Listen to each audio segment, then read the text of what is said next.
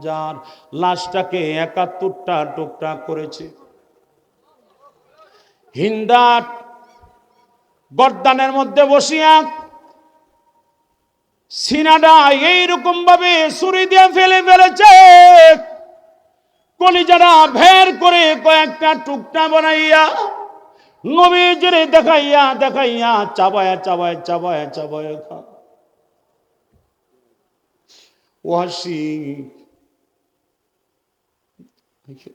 আমির হযরতে নবীর চাচা আমির হামজার কান কেটে ফেলেছে, নাক কেটে ফেলেছে, আঙ্গুলের প্রত্যেকটা আঙ্গুল টুকরা টুকরা করে ফেলেছে, হাত পা গুলি কয়েকটা টুকরা টুকরা করে বিভিন্ন জায়গার মধ্যে সরিয়ে ছিঁড়ে ফেলে দিয়েছে।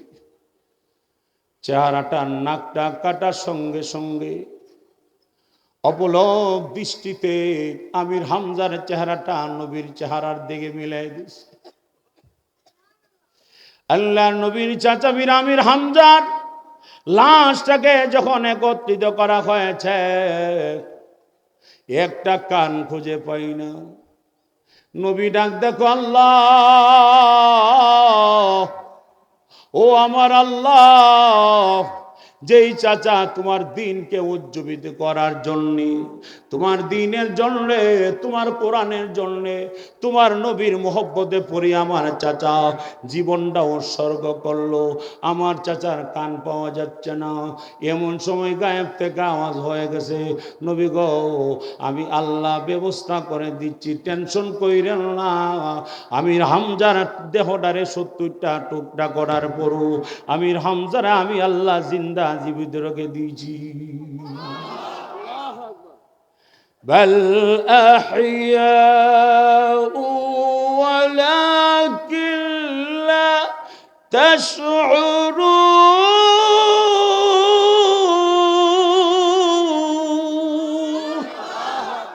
আল্লাহ বলেন, নবী,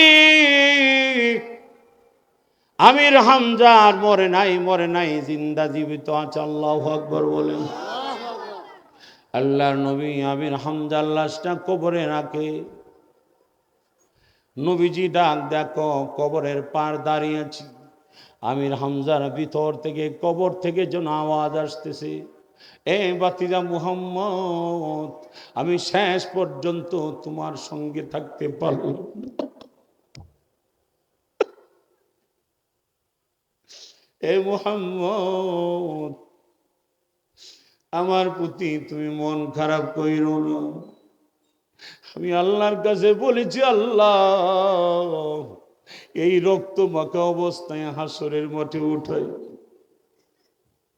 আমি আমার নবীর দ্বীনের জন্য, নবীর কোরআনের জন্য, আল্লাহ রাস্তার মধ্যে এরকম ভাবে আমার পুরা জীবনটা, পুরা লাইফটা দিয়েছি।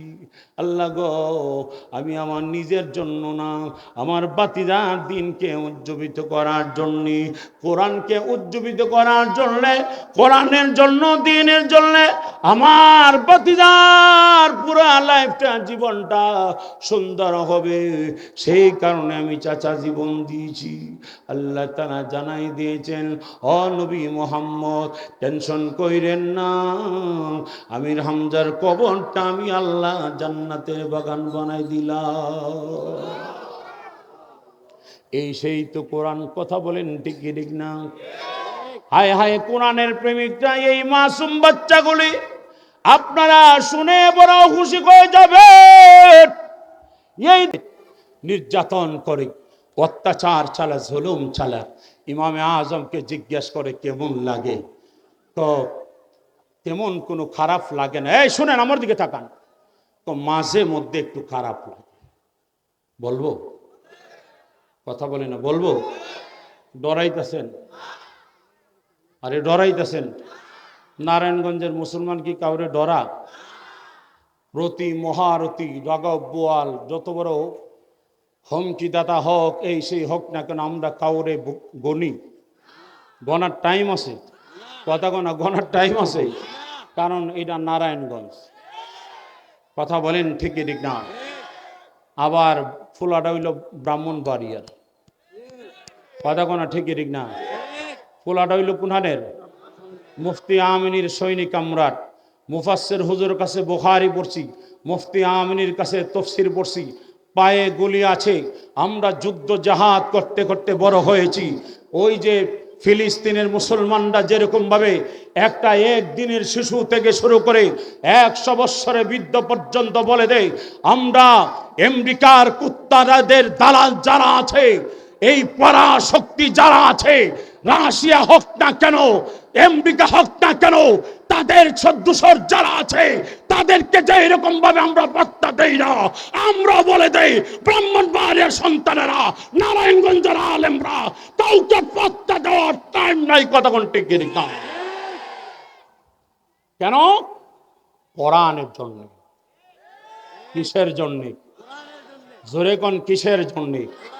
কোরআন আছে যেখানে, আওয়াজ করে, এই আওয়াজ দিয়ে যুদ্ধ কোন জীব, আওয়াজ করে, কোরআন আছে যেখানে। যারা মিম্বরে বসে হক কথা বলে না, যেই ইমাম হক কথা বলে না, চাকরির পূজা করে, যারা সত্য কথাগুলি বলে না, এই মসজিদের মিম্বার বলে, তাদের পিছনে নামাজ পড়া হারাম।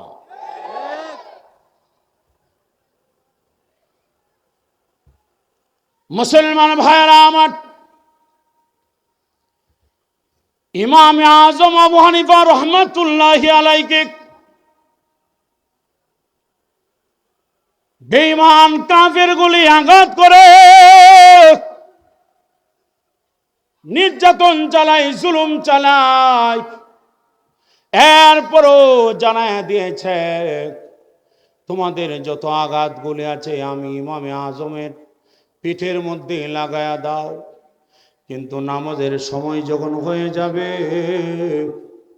আমার এই নামাজের জন্য তোমরা একটু সময় দিও।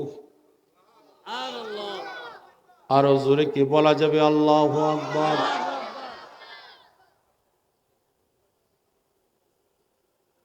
ওয়ালা তাকুলু লিমান ইউকতালু ফি সাবিলিল্লাহ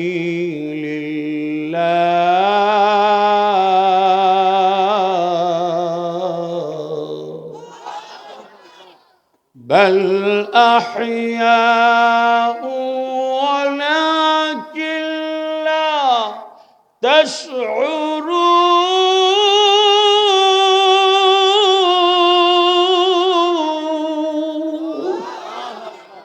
আল্লাহ বলেন নবী এদেরকে বলে দেন, যারা আল্লাহর রাস্তায় কতল কেতাল করে, আল্লাহর রাস্তায় যারা যুদ্ধ করে, এদেরকে বলে দেন না এদের দুনিয়ার কেউ এদের সাথে নাই, আমি আল্লাহ এদের সাথে আছি। বাল আহইয়াউ ওয়ালাকিন লা তাশউরুন, এরা মইরাও জিন্দা। সুবহানাল্লাহ। এরা মইরাও জিন্দা। হায় হায়, অনেক লম্বা ঘটনা, সংক্ষিপ্ত কথা ভাই। ভাই রে, আল্লাহর নবীর চাচা, প্রিয় নবীজির চাচা আমির